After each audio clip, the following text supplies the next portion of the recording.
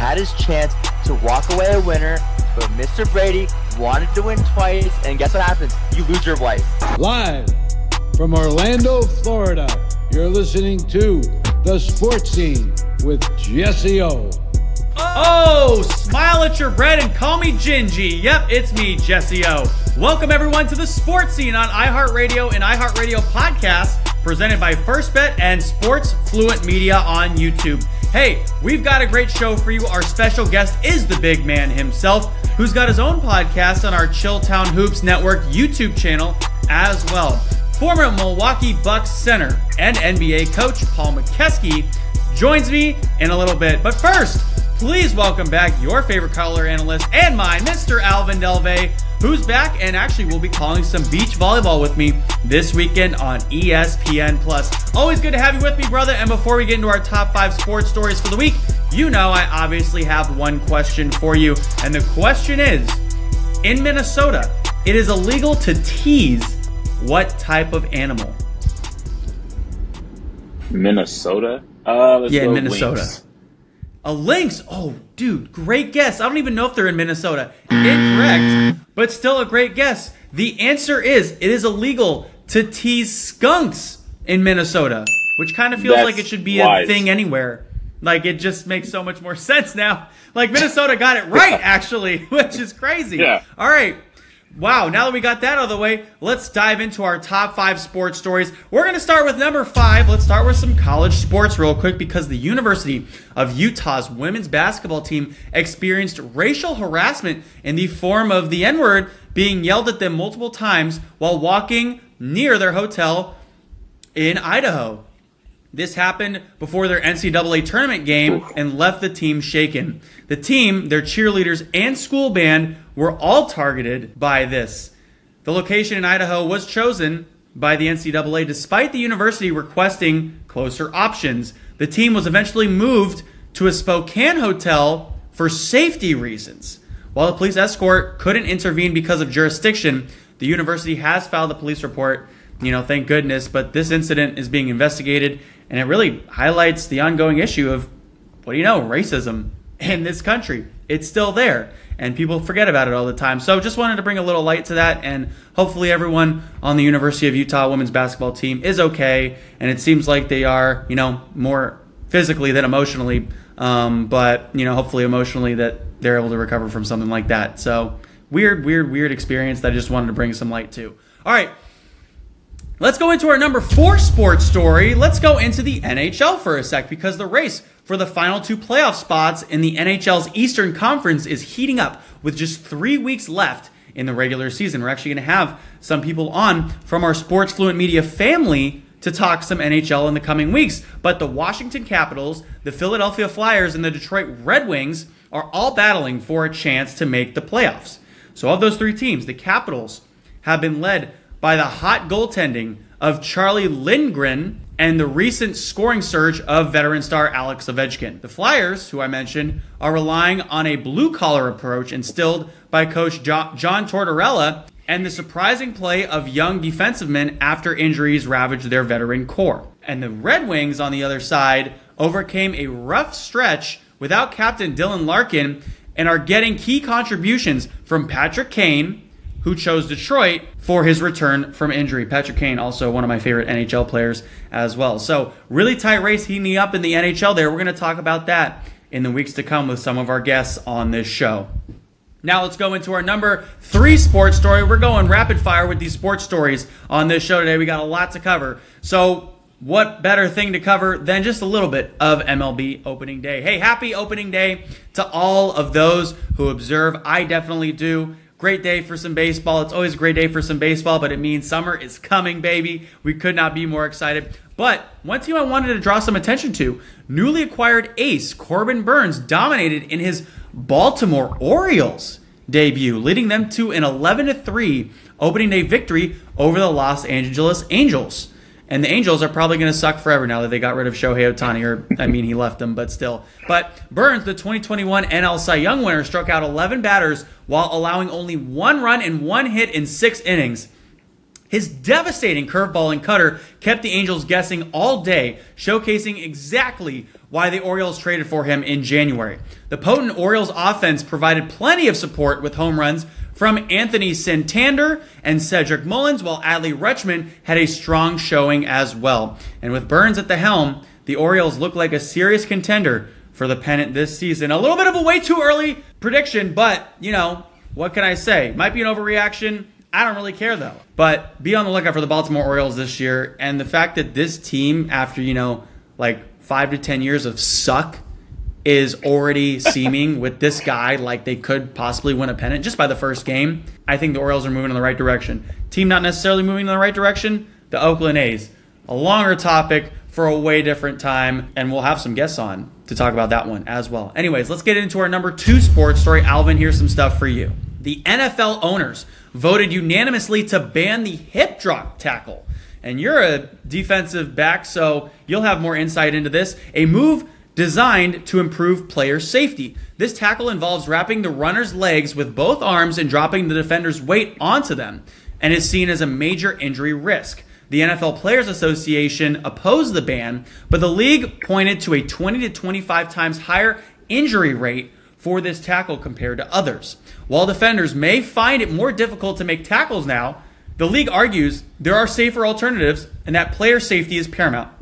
There will likely be more fines than penalties in the first year as officials adjust to this new rule, with a focus on teaching coaches safer tackling techniques. What do you think about this? It's tough because I definitely love just trying to transition into a safer game. I think that's obviously what everyone wants. You see a gruesome injury. I'm not a guy that likes injuries. So if I see a gruesome injury, I'll see it, and from there, I'm not trying to watch a replay. I know they're trying to make sure they're not making that the forefront of the game. You have, over the last, 10 years, you get rid of high lows, you get rid of, not concussions, but you get rid of primarily head hits, defenseless receiver. There's a lot of different things that are being done to make sure the game is safer as a whole. I think a lot of that's been geared to making sure the offensive player is safer. And I think this is another one where, okay, we're trying to make sure we're keeping the game safe, but also trying to make sure that we're getting as much points as possible. Because let's just really think about this from a defensive perspective. I'm not talking about the interior D lineman that, you're going downhill, guys are in front of you. Worst case scenario, you have to put your foot in the ground and you're getting downhill or laterally, and you can get a roll tackle situation. You can still profile tackle a guy up, and bring him down that way. Let's think about the breakaway runs or, the 7-yard scampers where someone's coming from an angle and you're trying to get a road tackle situation, but you're on the side of them. The actual video that was being played in that meeting showed a couple of gruesome ones, but a lot of just standard tackles from the side at a decent angle, road tackle. So my biggest thing with this is, how do you expect a defensive player to bring Derrick Henry down once he gets past that initial line of scrimmage? What are you supposed to do in that situation with a guy that's 235 pounds, probably 3-4% body fat, runs a 4.5, and he will put you on the highlight tape if you come at him any type of way? Ask Josh Norman, ask all the other guys that he stiff-armed and really embarrassed in front of their families. What are you supposed to do with a guy like that? So I obviously, I'm not a big fan of it, but I think I like the idea of trying to make sure you're progressing the game, making sure you're being safe with it. But at the same time, you got to keep in mind the game of football is changing as a whole, whether you want to believe it or not. But to ban a hip drop tackle where that's never been something that coaches have preached, it's never been something you drill. You're always trying to get profiled up. You're trying to get your head across, bite the football, those types of things. But there's certain situations where you're running on the side of a guy and you're trying to get him down. So it's difficult to see because now there's really no way you could bring a Derrick Henry down from the side without him carrying you for another 7-8 yards. Yeah, absolutely. And the other thing that the NFL is dramatically changing this year is kickoffs. So kickoffs for the 2024 season will be in a 1-year trial run aimed at getting more returns. So here's some stuff. The formations will be different, with most players lined up closer to the receiving team's end zone. The kicking team will have 1 player on the ball and 10 players lined up 5 yards deep in the receiving team's territory. The receiving team can have 7 to 9 players near their 35-yard line and 0 to 2 returners deep. A new quote-unquote landing zone exists between the goal line and the 20-yard line, where coverage can't move until the ball is touched. Fair catches are not allowed in the landing zone, and there are 3 new touchback rules to incentivize kicking the ball further. Touchback at the end zone or out of the back of the end zone, and a touchback at the 20 if the ball hits the ground in the landing zone and rolls into the ending zone, and a touchback at the 40 for a ball not reaching the 20. Onside kicks are also changing to only be allowed in the fourth quarter by a trailing team and must be declared beforehand. This is a complex rule change that will require special teams coaches to adjust their strategies. Alvin, I know you played special teams as well. As a guy that played special teams, and now you're going to have to completely learn how to play this differently, does this seem better or worse than it was before? I think, so objectively, I think it would be cool. Now, I would say just with the hip drop tackle alone, you're putting way too much on an official's plate. The subjectivity of it's not objective at all. You have to decide on a fly. So now that same official now has to figure out how to properly officiate this. Obviously, I think it adds some nuance to special teams. I think it gives the later guys in the roster, the guys that are vying, not necessarily the superstars, you're not 1 or 2, but you're vying for more money. It makes you useful. In-game situation, you can be the guy that makes a big play on a special team because now you're incentivizing returns. So I think it's going to be cool to add some nuance. However, I do think this is a lot going on at one time. And I think to put all this on officials' plates that are not full-time, they're not full-time employees. Now, I love, go get a bag, do everything, maximize your talents. But if you're not full-time and you're getting pressed with all these different things, and you're a lawyer, for instance, like, I think it's going to be interesting to see how this all rolls out early in the season. And I want to see how the NFL adapts to the changes that are inevitably going to come, especially with the nuance in the hip drop tackle, but specifically with the kickoff.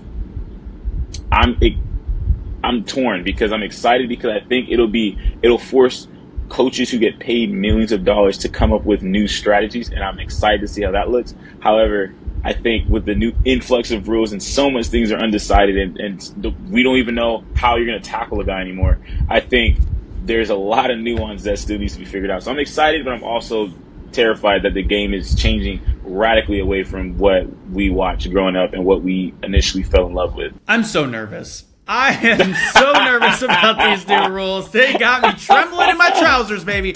And now for our number 1 sports story. Alvin, why did Billy get fired from the banana factory?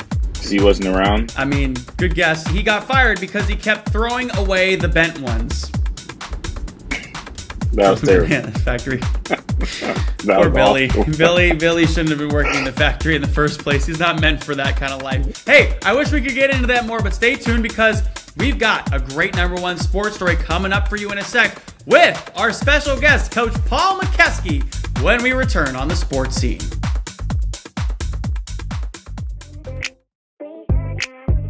Hey there, welcome back to the sports scene, everyone. For our second segment, we're joined by the big man, former NBA center and coach, Paul Mokeski, for Coach Mo's Corner. Coach, so good to have you with me, and I'm excited to have you on for 2 segments this time. We usually only have you on for 1, but there's so much basketball going on in the world between March Madness and the NBA that I thought this would just be a perfect opportunity to get our favorite basketball player on the show. Sound good? Welcome back to the sports scene. Good to have you. Your show we got next on Monday nights with Ricky Hampton is actually doing pretty well since you guys moved it over to Sports Fluent. How are you guys enjoying it? Yeah, we love it. The graphics are better, the contacts are better. We got a little more people watching. We need to spread the news because we do what we do here. We do it times 20 there because we're on for a full hour every week, and we talk NCAA, we talk NBA, we talk gambling, we talk everything. So a little bit old school, but I'm not the get off my lawn old guy, so I could talk updated stuff too. Yeah, you're not Mr. Fredrickson from Up tying balloons to the top of your house and going away to some falls in Brazil. Anyways, Coach, let's get into some NCAA stuff. real quick. I wanted to get into March Madness, obviously. On the women's side first, I know you mainly been watching the men's tournament because you did play for the University of Kansas. But I did want to mention that the NCAA women's basketball tournament is going to continue this week with the Sweet 16 action this weekend. And many of the country's top players will be in action across Friday and Saturday. So that should lead to plenty of exciting matchups with spots in the Elite Eight on the line. All 4 number 1 seeds made it through the first 2 rounds of the tournament. On Friday, South Carolina versus number 4 Indiana, and Texas versus number 4 Gonzaga will play its next games. And then on Saturday, we have Iowa against number 5 Colorado and USC against number 5 Baylor. So those teams will be in action. Of the 16 remaining teams, 15 are number 5 seeds or better. The only exception is number 7 seeded Duke, which will play number 3 UConn on Saturday. But I have to say, for all the people out there, that Caitlin Clark, for being the all-time leading scorer for Division I basketball, men's and women's, she's just simply that exciting to watch on the court. The senior guard is on a mission to lead the Hawkeyes to their first national championship in program history. Coach, in the first round, Clark tallied 27 points, 10 assists, 8 rebounds, and 3 steals in Iowa's 91-65 win over number 16 Holy Cross. And then she powered the Hawkeyes to a 64-54 victory over number 8 West Virginia by recording 32 points, 8 rebounds, 3 assists, and 2 steals. This season alone, she has 1,113 points, the most in a Division I season ever. How about that? Men's or women's? I mean, she's phenomenal, and I just saw a stat that every game she played in this year, home and away, she sold out. They sold out. And I think tickets for her last game were going for $8,000 a pop. So, she's the real deal. I had the opportunity when I was at University of Kansas 800 years ago to be there when 600, coach.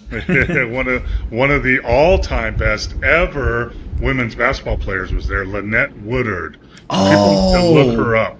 You need to look up Lynette Woodard. She was an All-American. She played pickup with us during the springtime, us, the men, and she was the first female Harlem Globetrotter, and she was just phenomenal. But, Caitlin Clark is just, her range is so deep. She's almost Steph Curry-like.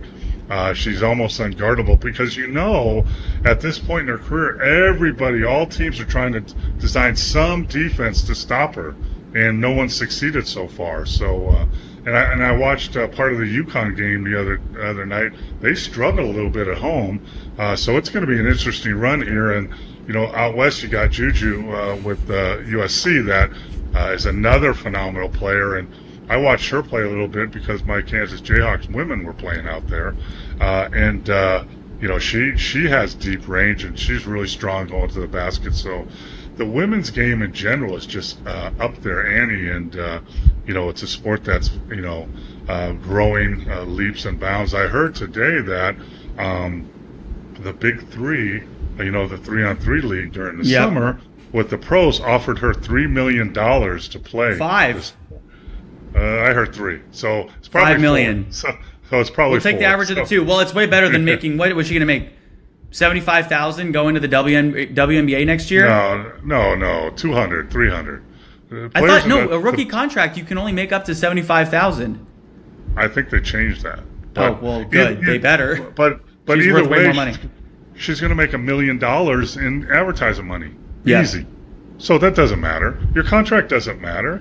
You're going to make what you're going to make. That's why NIL is so crazy now. So, someone had mentioned one of the players that's coming out. I can't remember his name, but, he's one of the top players. I think he's going to Duke. And I saw someone mention, he should just go to the pros. I'm like, why? Why don't you go to college, have a great time now, get paid $1 million and enjoy the college life? Yeah. But, yeah. Okay. Caitlin Clark is going to make over $1 million next year, no matter what she does. So she'll be fine. Absolutely. What'd be interesting? Yeah, go ahead. Here's what's interesting. So, if she signs a WNBA contract, Does that limit her from playing in the Big Three? I think the problem is I think they're at the same time. So obviously, yeah, both in the summer, but we'll see. By the way, the other question is she going to be invited? Caitlin going to be invited for the U.S. Olympic team that's going to Paris this year? That's really, really good. That'll be interesting. She should. I mean, that'd be awesome. By the way, Lynette Woodard, I actually met Lynette as when she was the head coach of Winthrop. She's a great, fun fact. Great person. Yeah, really, really cool. Kansas Jayhawk for life. Yeah, she used to play pickup with us guys in the springtime, you know, and she held her own. She wasn't, let's say this, she wasn't the last player picked on the team. No, I bet not. By the way, Coach, you mentioned Juju Watkins. Her first NCAA tournament is really off to a great start. In the opening round, she had 23 points, 5 rebounds, 4 assists, 2 steals, 4 blocks. And then she tallied 28 points, 11 rebounds, 5 assists, and 2 steals in USC's second round victory. I think, though, she's capable of even better numbers. She's recorded 13 games of 30-plus points this season, including a whopping 51-point game at Stanford on February 2nd. So look for Watkins to help the Trojans continue their tournament with another strong performance in their Sweet 16 matchup against number 5 Baylor on Saturday. And one thing I'm going to have to kind of bite the bullet on is UConn's best player, Paige Beckers. I don't know if you know who this is, Coach, but in my opinion, she is actually year, right? She got hurt last year. She tore her ACL, and she's back this year. And I thought she was a little bit overrated. And then I sat down and I looked at her play most of, the end of the, what league is UConn in? I don't know. Whatever league UConn's in. Yeah, the Big East. Big East. I sat down and watched the Big East tournament, and then I've been watching their games now in March Madness, and I actually think she is the best player in college basketball, ironically, not Caitlin Clark. Wow. Because Paige is better rebounding, Paige has more steals, more blocks, and she shoots percentage-wise better than Caitlin Clark. Even though UConn has also had an injury-riddled season, it will be playing in the Sweet 16 for the 30th straight NCAA tournament. A big reason for that is the recent play of Paige Beckers. In the Huskies' first-round game against number 14 Jackson State, Beckers had 28 points, 11 rebounds, 7 assists, and 3 steals. And she was even better in UConn's second-round win over Syracuse, which came down to the wire, as she played every minute of the game and finished with 32 points, 10 rebounds, 6 assists, and 4 steals. The Huskies are the most dangerous number 3 seed in this tournament. And I said that. And that's the same thing as saying LSU is not as good as the Huskies because they're also a number 3 seed. And the Huskies might have a little trouble against number 7 Duke on Saturday, which means the higher seeds, everything can go anywhere, especially if Beckers comes through with another big showing. I mean, they might just cruise on past them. But if Beckers continues to play well and possibly even better, UConn may make another deep run in March Madness. So at first I thought she was overrated. Now that I've been looking at the numbers in totality, Caitlin Clark's still the most exciting player. She's the best shooter of all time in college. Paige Beckers overall might be a better player. Caitlin Clark's better offensively. Yeah. Caitlin Clark is more exciting to watch and is going to make more money. But Paige Beckers actually is a dog. And don't forget Kiki Uriafen for Stanford. She had a fantastic first and second round of March Madness as well. Coach, let's move over to the men's side real quick because, to pick number 1 Connecticut to beat number 5 San Diego State and reach the Elite 8, that's not very bold. To predict that Coach Dan Hurley will crack a smile, okay, that's a little more bold in my opinion. The Sweet 16 of the NCAA men's tournament begins on Thursday this week with East and West regions featuring the Huskies and fellow number 1 seed North Carolina, which seems headed for a shootout against number 4 Alabama. Also on Thursday, number 2 Arizona faces number 6 Clemson, and number 2 Iowa State plays number 3 Illinois. So my first bold prediction here is that all number 1 seeds are going to reach the Final Four. Obviously, okay, that might not seem very bold, but in the 64-team era, it's only happened once in 2008. 3 of the 4 have breezed through up to this point, but none of them have an easy path ahead. History and the odds say at least one of them won't make it, but I'm all about being bold here, so that's my first prediction. What do you think? I think you will be wrong. I think there will be a number 2 or number 3 seed in there. Here's what's interesting to me. So, Jesse, everyone, especially in the first round in the NCAA tournament, I live in Las Vegas. I watch the tournament in the sports book, and people are moaning and groaning and cheering. It's crazy. But, Oakland beats Kentucky. Upsets are crazy. Brackets are broken. No, they're not. Every number 1, every number 2, almost every number 3, and almost every number 4 are still in the Sweet 16.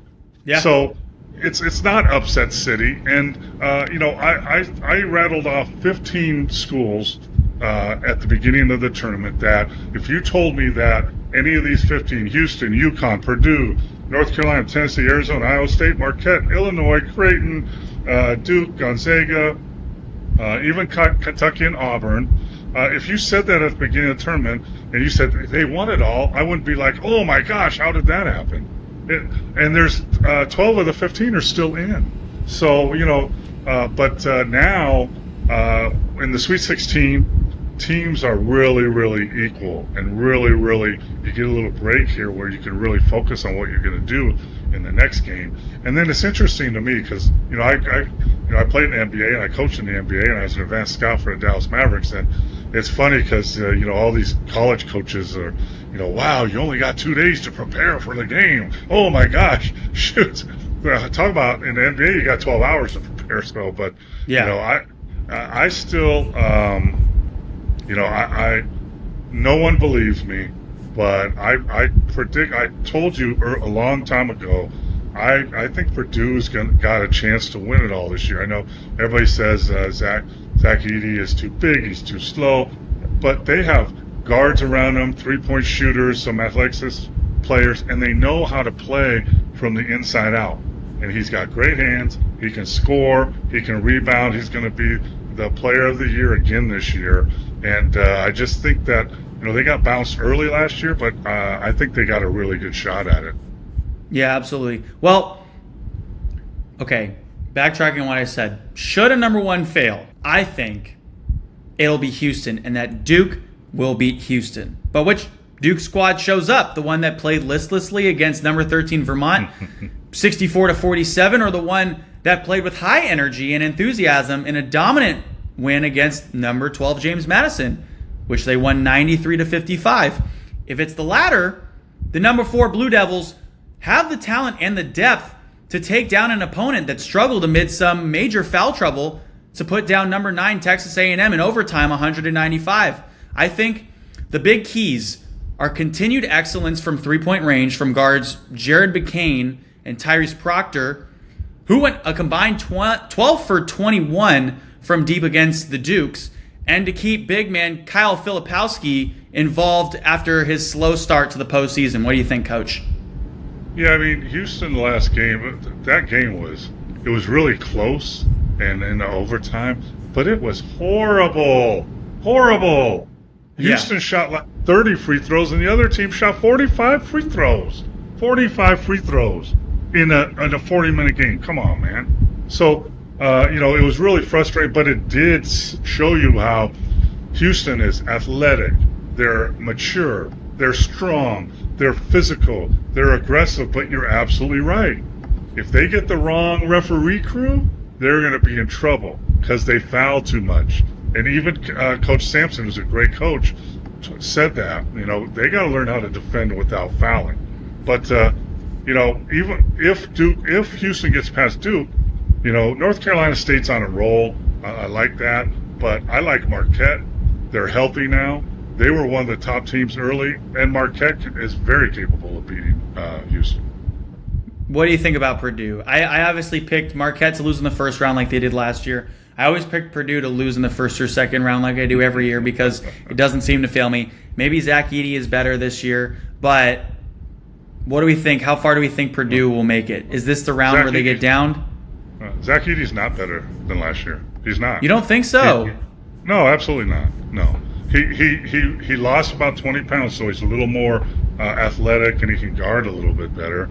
But scoring wise and blocking shots and rebounding, he's the same. He's pretty much the same. But his supporting staff is better, and they have more experience, and we know their coach is very good. So, you know, and when you look at him, like entering the arena and in interviews, Zach Edey looks like he's freaking going to a boxing match. He is focused, and I like that. Yeah. I mean, one thing I think is an underappreciated aspect of his game is his ability to pass out of the post. He's got quite a few assists this year, being able to pass out of the post, coach, and get guys in motion and on the screen actions and everything. He's been fantastic this season in that role. He has to, because teams are double teaming him and triple teaming him. So yeah, you need to be. He's strong enough to hold his position. He can catch. He has good vision, and he's above everybody, right? So he can really look and pass out of that post. The key to that is, and what I would tell him if I was coaching him, you know, when you see the double team or triple team come, pass it out quicker. When you pass it out quicker, then the defense has to shift, and then guess what? You can repost and get it back. And they can't react quick enough. But yeah, he's doing a lot better job of that. And I think they learned last year, you know, that they're going to have to do that. And when you watch how their players off the ball cut and move, they do the old split action in the post that, you know, all the old teams used to do, and they do it very, very well. So, you know, it's going to be interesting. But, you know, I love a big guy, so I'm pulling for him. Coach, I need a quick answer from you right now because we got to move on to our next segment. But who wins men's March Madness in your eyes this year? I just told you, Purdue. Purdue, not UConn. Purdue. I think UConn's flaming hot take. UConn's had the easiest path, right? Yeah, because they're the #1 overall seed in the tournament. Yeah. So they haven't played really a close game yet. Obviously, they're the champions from last year, you know. But last year, who they beat? San Diego State, right? Who was kind of a fluke. Yeah. I like UConn's balance. I like that 7'2" big kid they have. You know, but you know, upsets are, you know, it's interesting. San Diego. This is going to be a rematch of the championship game this week, right? San Diego State versus UConn. So San Diego State ain't afraid, but they're not as good. And I like Illinois and Iowa State on the other side also. So, you know, we're going to see. But I wouldn't say – I'm pulling for Purdue. I want Purdue to win because they got a big guy. They know how to use him. So that's my pick. Sticking with it. Yeah. Okay, I like that. I'm going to say Purdue loses this round because I'm always going to pick Purdue to lose. And my boldest prediction of March Madness, Thursday night's rematch of last year's title game against San Diego State, will actually make Hurley beam as his team sends yet another opponent packing by a double-digit margin. You heard that right. Wow, the Huskies' 8 tournament wins in a row have come by an average of 22 points. It's going to be a double-digit margin between them and San Diego State this weekend. And Coach, we're going to... You need to call Vegas then, because I think the point spread is 8.5. So. Oh, believe me, I'm going over, baby. I'm taking the over. Hey, we're going to talk about some gambling stuff and more NBA stuff next when we return for segment 3 of the sports scene. More Coach Mo's Corner coming up.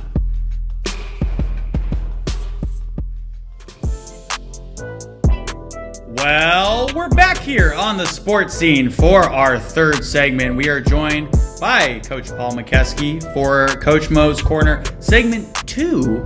Coach, that's got a good ring to it. We got to start doing this a little more often. Hey, let's get into some NBA stuff. A lot of wild stuff going on in the NBA between playoff brackets for the NBA being filled out right now, and the fact that the NBA is investigating Toronto Raptors forward Jontay Porter over betting irregularities involving prop bets this season. Porter is listed as out for personal reasons for Toronto's game against the Brooklyn Nets on Monday. There are 2 games in question. On January 26th against the Los Angeles Clippers, the over-under on Porter's props were about 5.5 points, 4.5 rebounds, and 1.5 assists. And the over-under on his made 3-pointers was 0.5.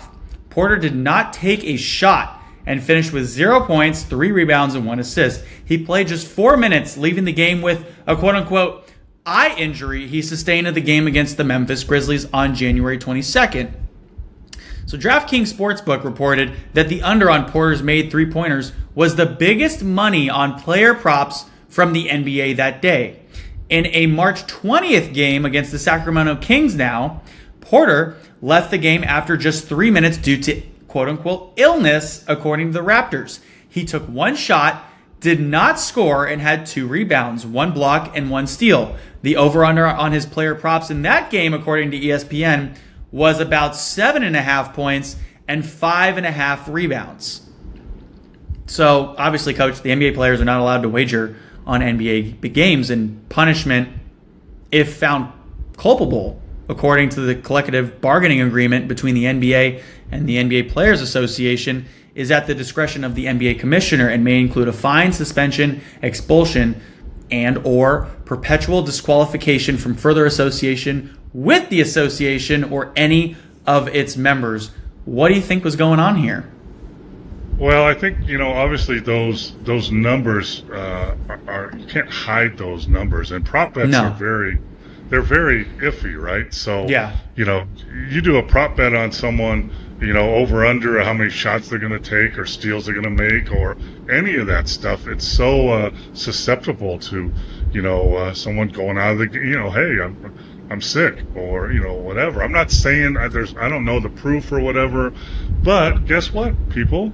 When you let gambling come into the NBA, and don't get it wrong now, the NBA makes money on gambling. They get a small percentage of the gambling that is done on the NBA. So that's what broke that seal. If you're going to do that, then these situations are going to come up more often than you think. And, when I played, a long time ago, we always had someone from the league office and someone from the FBI come in and talk to us before the season. And they would explain the rules, and this is what happens, and, you got to be careful. Like, one of the things that a lot of guys didn't think about is, here's a scenario they give you. So you're in, Milwaukee's playing in Cleveland or Philly or wherever, and you're getting on the elevator in your hotel, and you're going up to your room, and someone gets on with you and says, hey, you're Paul Mokeski, you play for the Bucks. Yeah. Oh, I love your game, love the Bucks. Wow, that's great. Mm-hmm. Yeah, well, it's exciting. I heard Sidney Moncrief sprained his ankle yesterday. How's he doing? So really, interesting. Yeah. So a normal person, hey, he's doing fine, or man, it's swelled up. But if you give that information to a gambling person, that's like gold to them. Yeah, they're taking it and running with it. Yeah, so you got to be really and it was said that back then, if that conversation happens or someone approaches you, you need to immediately contact the general manager of your team, and they will contact the NBA office, and there will be an investigation. If you do not do that, and that conversation comes out, and you didn't tell somebody about it, you're in big trouble. So none of this is taken lightly. If it's proven that what they're saying he might have done, he did, he could be banned for life easily. And but I live in Las Vegas. I mean, you can gamble on anything here. I mean, you look at the Super Bowl, you can gamble on how long the national anthem takes, or the how coin long flip, heads or tails. You can, and people lose thousands of dollars on those before bets. The games even start, though. That's the crazy part. They lose the money before the games even start. What's the first commercial? But if you're talking, there's difference of point spreads and over unders, but you're talking all these prop bets. They can beat anything. How many towels does Luka wear during a timeout or whatever? And that's when it gets really crazy, and that's when it gets tempting for people. Now, NBA players, I think the minimum now is over $1 million a year.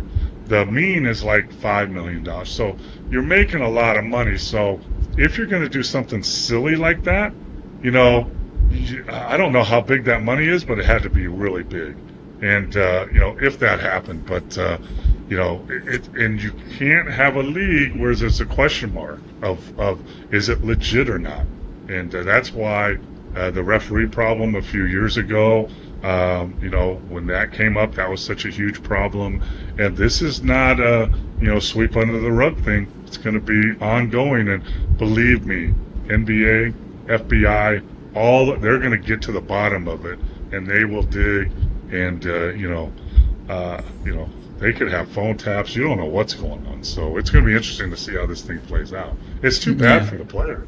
I mean, he's a good player too. Just don't bet on yourself or anything. Yeah. But I don't know if that's true or not. And we just don't know. But I hope it's not true. Let's say that. Yeah, me too. And also, it's worth noting that the NBA and its teams have partnerships with prominent sports books, and players are required each season to take one anti-gambling training session conducted by the team or the NBA. But in the new collective bargaining agreement, which was reached last year, Coach, players are allowed to endorse and invest in sports betting companies. So a little bit of an interesting tidbit there. Yeah, I would think if you're going to do, you would not let a current player, an active player, do that. That would make more sense. But Yeah, that's fair. All right, Coach. Well, if you can, let's take our eyes a little bit off of March Madness for just one moment and focus on the flaming hot NBA playoff race. Golden State misses the postseason. Could happen. Denver gets the 1 seed in the Western Conference again. The Nuggets are trying. Boston has secured the first place spot in the Eastern Conference, and Milwaukee is headed towards that number 2 seed, but plenty of seeds remain undecided in the East. In the West, 3 teams have a shot at the top seed. 4th place is up for grabs, and it's a tight race for the 6th seed, and one team is making an impressive late season push to get the 10th seed and final play-in game spot. So here are the playoff races I'm watching in the NBA standings, Coach, this week as teams jockey for their seeds. So let's start with our Eastern Conference playoffs bracket watch first. 3rd place through 5th place. Cleveland, which has an outside shot of claiming the number 2 seed, is in 3rd place in the East at 43 and 28, half a game ahead of New York, who is 42 and 28, and 1 game ahead of Orlando, who is 42 and 29. 3rd and 4th place are coveted spots because it equals home court advantage in the first round of the playoffs. And finishing in 3rd place means avoiding Boston in a potential conference semifinals matchup. So the Cavs and the Knicks are managing injuries to key players, and the Magic are a young and rising team in the East, Coach. So something to keep note of there. What do you think? Well, I think Boston's been the best team all year, and they have an 11-game lead with 10 games left. That's just crazy. They're unbeatable. They have 50. They're 57 and 15, and when I think back on my old Milwaukee Bucks days, we had great teams. I think we had won 58 games one time. I think we might have won 60, but they're having a great year. Milwaukee is up and coming. They lost a bad game last night. They should have never lost to the Lakers. That kind of hurt them, but they got 2-game advantage on Cavs with 8 games left, with 10 games left. So it's hard to make up unless you're playing that specific team. We call that a doubler because not only do you get a win, but you give them a loss. Unless you're playing those teams, it's hard to catch up. A game or two with 10 games left. But the Knicks are only a half a game behind Cleveland. Orlando's only 1 game behind the Knicks. And a game and a half behind the Cavs. So, it's really tight in those divisions. And when you look at Miami and Philly, they're both tied, and we're thinking that maybe Embiid comes back. We'll see. All right, Coach, and then we got in the 6th place, I guess 7th and 8th, 2 in the Eastern Conference. Earning the number 6 seed means a guaranteed spot in the playoffs and avoiding the play-in game. 6th place Indiana, who's at 40 and 32 right now, has a half-game lead over Miami at 39 and 32, and the Philadelphia 76ers at 39 and 32. And the Pacers are also 2.5 games behind Orlando. Sixers star Joel Embiid, who is recovering from a knee procedure, could return for Philadelphia in the last 2 weeks of the regular season. What do you think? Yeah, I think also Holiday is out, right, for Boston. But anyway, that hurts them. Embiid had some cartilage damage to his knee, and they had a procedure. And usually it takes 4 to 6, but if you're that big, believe me, I know it takes about 8 weeks, and we're coming up on that. I would hope if he does come back, he needs to get 3, 4, 5 games in at the end of the season. Don't just throw him into the playoffs, and he'll probably be limited in minutes. But even if he is limited at minutes and he's available, that will help them maybe get back. But I think Philly and Miami are literally in a tie right now for 7 and 8. So, India's been kind of, when I went and watched them in the in-season tournament here in Las Vegas, And everyone else was talking about them being like no one can beat them. They're a well-rounded team, and they've dropped all the way to the 6th spot. So but they do have talent. They've had some injuries. So the East is pretty more set than the West is. With Boston, Milwaukee, Cleveland, and the Knicks being the top of the top, and Orlando, Indiana, and Miami seems to always make a run in the playoffs. Right? They kind of dawdle around in the regular season. And all they of a just sudden don't make care. a run in the playoffs. Yeah. And, same with the Lakers, right? The Lakers were a play-in team last year and went to the West Finals. So it's going to be interesting. Who's going to? Boston has the opportunity to rest some of their players now, though, because so they can avoid some injuries. Because as we know, the biggest ability and the most important ability in the NBA is availability. You need to be able to play. And the funniest part about Miami is they kind of la-di-da their way through the regular season because they're like the Kansas City Chiefs. We will have the best player in the playoffs when the playoffs start in Jimmy Butler, like the Chiefs do in Patrick Mahomes. So why do we even need to care about making the playoffs and what spot we get? We just need to make the playoffs. Coach, over in the Western Conference now, the top seed in the West, the race for the number 1 seed in the West and home court advantage until the finals is very compelling. You have the defending champion, Denver Nuggets, who sit at 50-21 with a half-game lead over an impressive and youthful Oklahoma City group at 49-21 and a 1-game lead over solid Minnesota, who's also a pretty young group, at 49-22. This race features a 2-time MVP in Nuggets center Nikola Jokic, who may win his 3rd this season, and Thunder guard Shai Gilgeous-Alexander, who is a strong MVP candidate. Timberwolves guard Anthony Edwards is also part of the MVP discussion. So let's get out our popcorn, because this should be a fun final 3 weeks of games and standings watching at the top of the West. But I don't really want to get into that, because let's talk about the 4th and 5th seed for a sec. For a long stretch of the season, it looked like the LA Clippers, who are 44-26, had at least the 4th seed locked up, maybe even higher. They not long ago were tied for 3rd, just 2 games out of 1st place. But after Sunday's loss to Philadelphia, New Orleans' victory against Detroit, the Clippers are just half game ahead of the 5th place and surging New Orleans Pelicans, who are 44-27, who play 3 of the best teams in the league this week. Yeah, I mean, the Clippers are an enigma, right? They have, besides Boston, the deepest, most talented team in the league. It's not even close. But they can't get it together, and they've been 4-6 in the last 10 games. It really dropped them because everybody was really close out there. It's the Wild Wild West.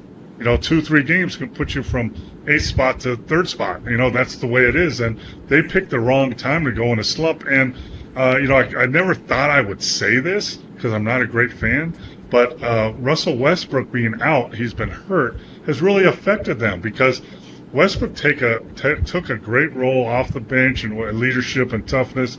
It was kind of guiding that team, into being a competitive championship caliber team. But he's been out, and they've really struggled. So, it's good. They're the most expensive team in the league, right? And they're getting ready to move in the most expensive arena in the league next year, and they have the richest owner in the league. So, it's going to be interesting, how they're going to react. But the team, that you don't think about, that I don't really think about very long, and is the Dallas Mavericks, right? Yeah. The Dallas Mavericks. So you got Luka and Kyrie, great. I'm not a fan of both of them. Great players, but in my opinion, they dribble too much, they hold the ball too much, and they weren't very deep, and they didn't have any size, and they're going to lose in the first round. How they fixed that. They got P.J. Washington, Daniel Gofford, and Derek Lively II, a steal from Detroit Pistons, 7'1", 6'10", 6'8", to really get their size going. And instead of Kleber and Powell being their main big guys, now they hardly play anymore. You got Luka, Kyrie, Hardaway Jr. They got a legitimate team, and they're figuring it out.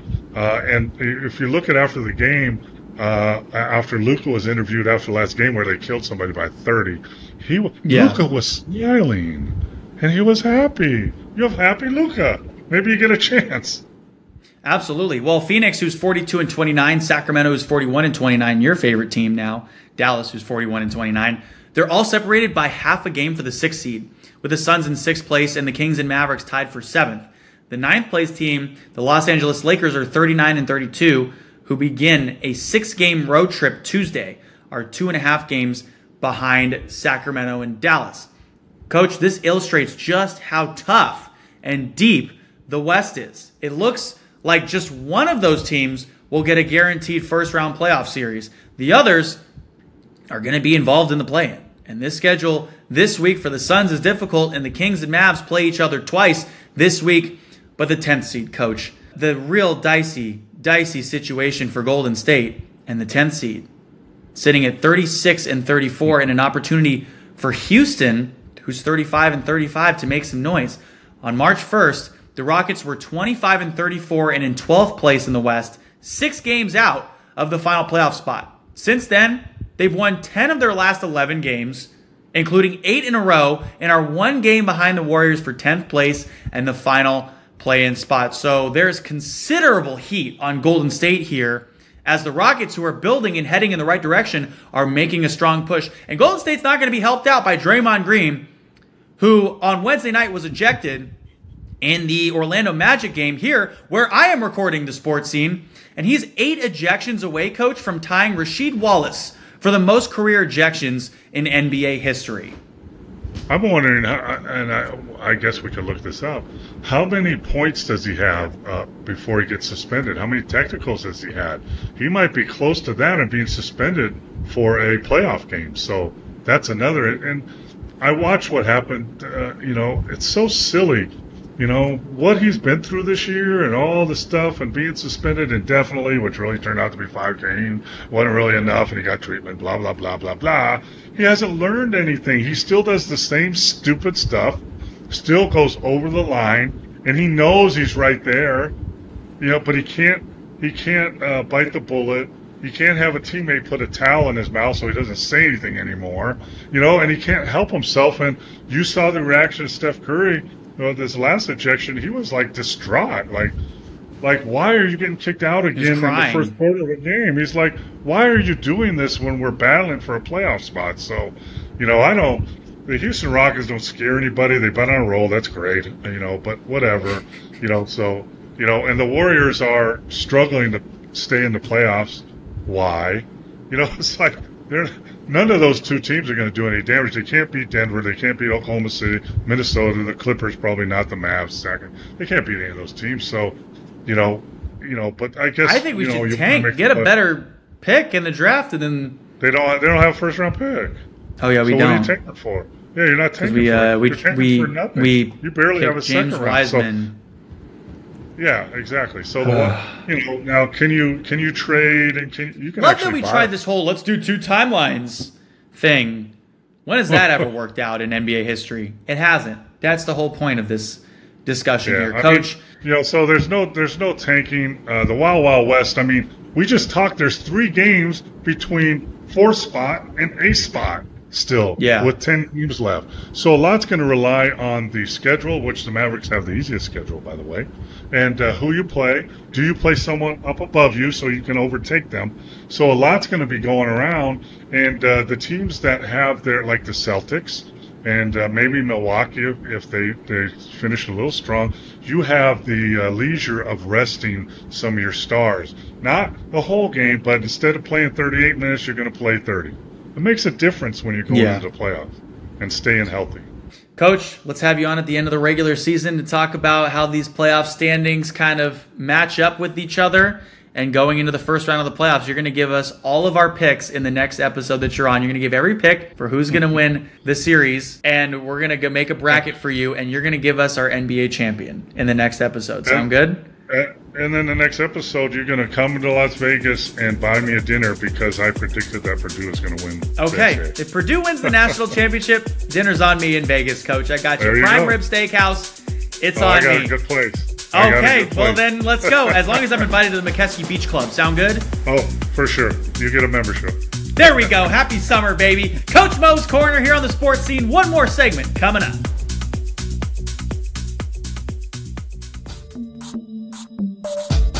Hey yo, welcome back to the sports scene, everyone. For our final segment, Alvin and I are going to play a game. It's called Would You Rather.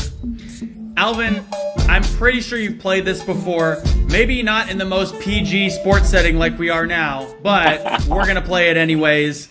And I'm going to ask you some Would You Rather questions. We're going to both dive into them. Actually, I got some other questions for you as well that I've just kind of been thinking about in general as I'm listening to these NFL rules and I'm watching these NBA games, I'm watching these NCAA games. Things just come to my mind. Let's see what we got. All right, the first one is, would you rather have a dominant post player who can score easily in the paint or a shifty guard who can create their own shot and get to the free throw line? Dominant post player. Yeah. I think look at the Nuggets right now. I think the game goes in waves. I think it's always going to do that. Life does that. History repeats itself. You have trends that come and go and new fads. But I think one thing, especially in basketball, if you can play inside out and you have a big that can really just be a force, an absolute unit, from there, you just got to have decent shooters because you're going to get open looks. The double is going to come from somewhere, and everyone relatively is help side if you do it right. So if you could throw it into a big, regardless of where that help's coming from, he could get it there. Great shot. So I would definitely play inside out with that big. Yeah, I was going to say, I think the inside out game now is used more now than ever. If you think about it, like all the MVP candidates, right? They're all bigs. So you have Jokic and, okay. So if I think about these teams, right? Jokic, the dominant post player. Murray, the shifty guard. Joel Embiid, the dominant post player. Tyrese Maxey, the shifty guard. Giannis Antetokounmpo, the dominant post player. Damian Lillard, shifty guard. Right? All those things, what do we have in common? The bigs are the MVPs. The shifty guard's great and all, but the bigs are what's going to win you the championships. And actually, Milwaukee Bucks have won a championship recently. The Denver Nuggets have won a championship recently. The Golden State Warriors won a championship recently, but we haven't had a guy over 6'9" in like 10 years. Except for when we had, I guess Kevin Durant's like, 6'12", 13, something like that? Whatever. Anyways, Alvin, in a close game, in the final minutes, would you rather have a clutch scorer who can take and make the game-winning shot or a lockdown defender who can shut down the other team's best scorer? Ooh, because I love defense. I love the idea of having, you go up, right, and then you have a guy that I know on their best player, like a Jimmy Buckets. I know he could lock him down. I know he could go 92 feet. I know he could, sit down in that chair, get a steal, force a bad play. Or he could be that weak side helper, come back, make a huge steal, huge moment, great. But I will say I would prefer to have a shooter, someone who I know. Let's say, the game's tied. We have the ball, and we could kick it to Kobe. Who doesn't care whether he misses or makes it. He's done that shot a million times. He knows what he wants. He knows what he has in his bag, and I know the old heads don't like the term bag, but he knows how to get to his spots. He knows how to get and manipulate a situation to get that shot. And especially come late game, you get those highlights, you get the team uplifted, and guys really galvanize around that. So, I got to have a closer, and I'd like him in the offensive side.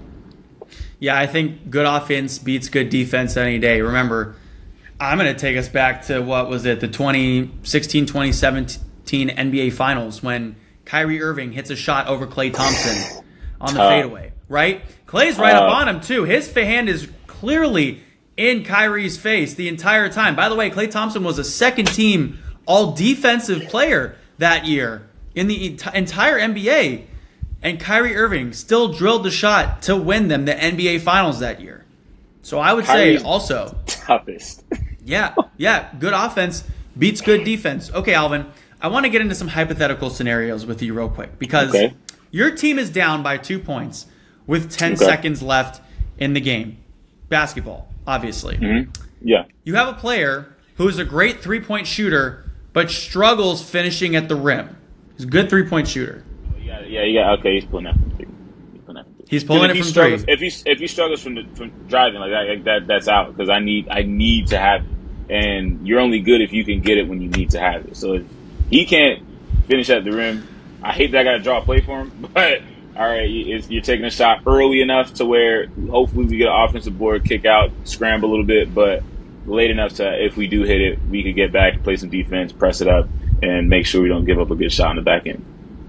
Dang, I hate that. He can't finish at the rim. I was gonna say he can't. That's what I said. He can't finish at the rim. That's terrible. Yeah, he has to. But you're down by 2. I'm pissed. Yeah, he has to shoot the 3. It's just I'm mad. I'm very mad. He's not good. I would say he struggles to finish at the rim. But like, that's not great.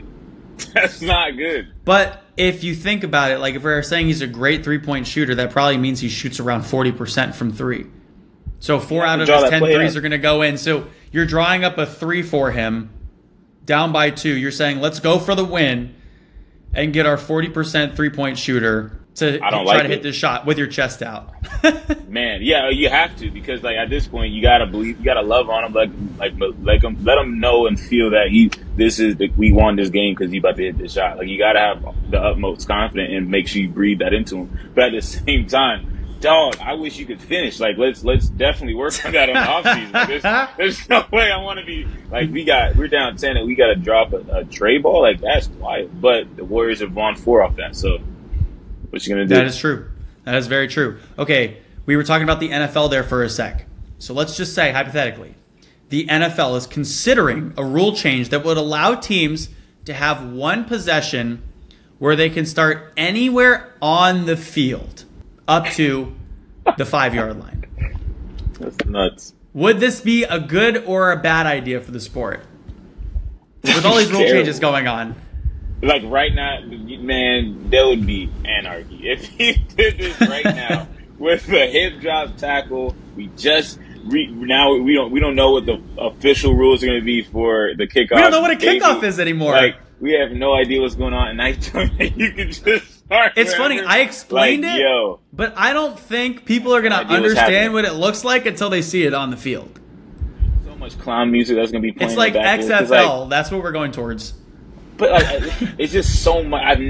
This has never happened where there's like so much going on. Like there's a deep sigh, bro. I don't know what to think right now. I know I'm concerned. I'm hoping the best, optimism, but this is crazy. So yeah, I think it'd be mayhem, man. Like if Pat Mahomes was like, yeah, you know what, I want on the 20, like that. Like come on, well, you're not gonna go the opposite. Like you're not gonna go the opposite direction. You're gonna get as close as you can, and you're running your best play, basically a 2-point conversion. And game, that'd be crazy.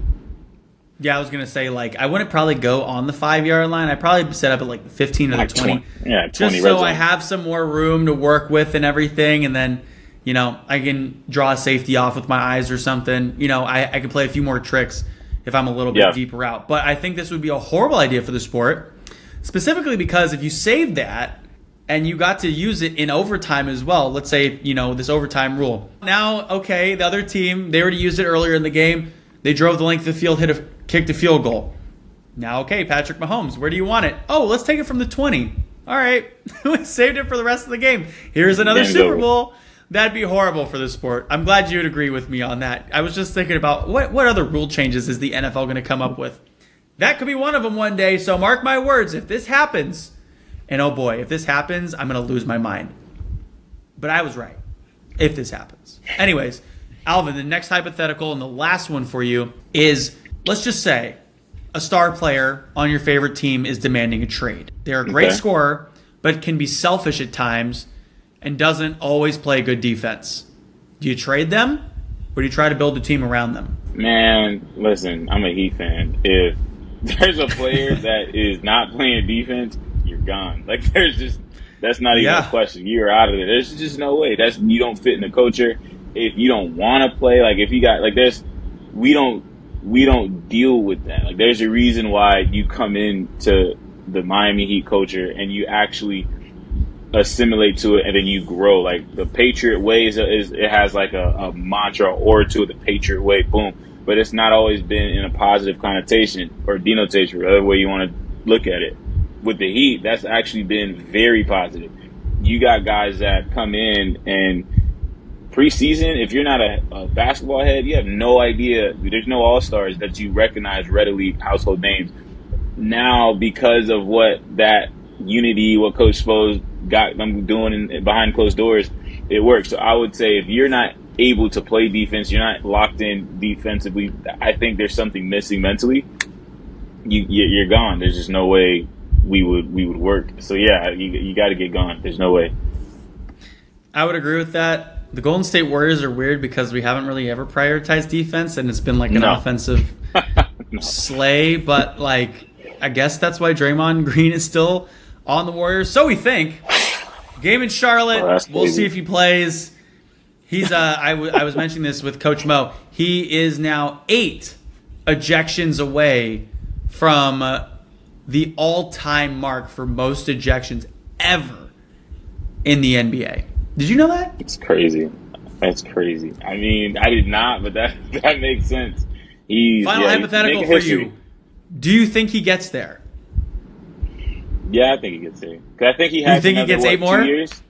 Does he have 2 years 3 left that he wanted to play initially? Because I forget how old he said he wanted to end. Yeah, he has 3 more after this. Sure. 8 in 3 years? Come on, man. Yeah. For sure. Maybe so he's things changed because averaging like Steph 2.6 a year. Yeah. Steph was hot. Like, Steph legitimately. Like, and people like, oh, like he was crying. Like, no, he was crying. Like, there's a different level of cry. There's cry where it's like you boo-hoo crying and it's not. Versus the cry of like, I am so angry right now. I don't know how to control my emotions. Cameras are on me, and and then tears are going. So it's like, oh, I can only imagine what that locker room was like.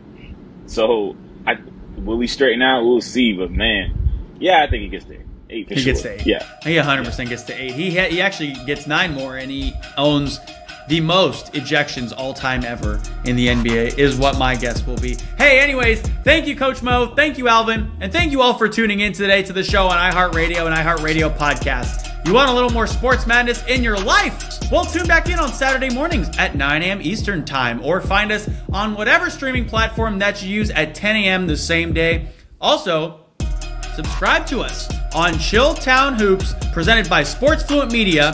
And please rate, comment, and download the show. We'll see you next week with a lot more sports talk. So stay tuned. We got a great interview for you coming up next week. Until then, stay happy, stay healthy, and we'll see you right back here on the sports scene with Jesse Ough, presented by First Bet.